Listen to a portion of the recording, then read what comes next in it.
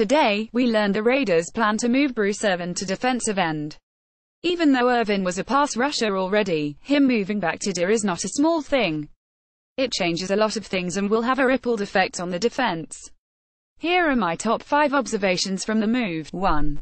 Bruce Irvin does his best work at D. I keep wondering whether Irvin may have been either exaggerating or showing some disingenuous enthusiasm when he said Ken Norton Jr. saved his career with a switch to linebacker. Upon the news today that he would be moving back to defensive end, he has not held back in his enthusiasm, going as far as to say he hated having to drop into coverage as a linebacker. What the stats show is that he should be a defensive end.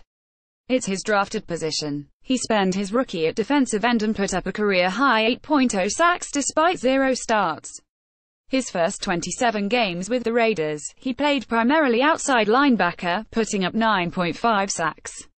Then after Norton was fired and Pagano played Irvin more at defensive end, he had 5.0 sacks in his first 3 games and finished with tying his career-high 8.0 sacks. This isn't hard, too. Raiders are moving to primarily 4-3 defense. Irvin is not a versatile defensive lineman.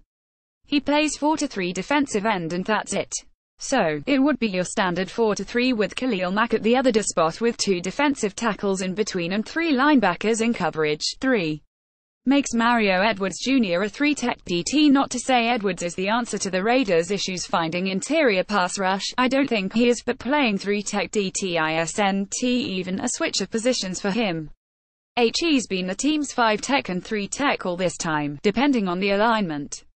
When they're in the 3-4, he's a 5-tech defensive end. Then he stays on the field as a 3-tech when they switch alignment to a 4-3.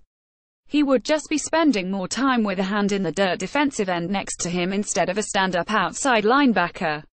Not much changes for Edwards here. 4. Opens up strong side linebacker spot. Irvin was listed as the team's strong side linebacker, which meant they had 2 off-the-ball linebackers at middle linebacker and weak side linebacker.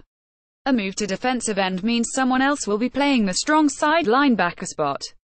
That player could be newly signed free agent linebacker, Tahir Whitehead, who has said he can and has played at any of the 3 linebacker spots.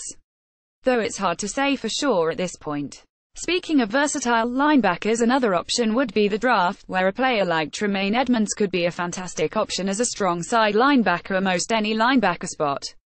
5. Keeps middle linebacker on the table. Whitehead's addition, prior to the idea that Irvin would move to D, with the current roster, would make him the most logical choice to play middle linebacker, leading some to wonder if the position was still in need. With another linebacker spot opening up, it puts adding another player to play MLB back on the table.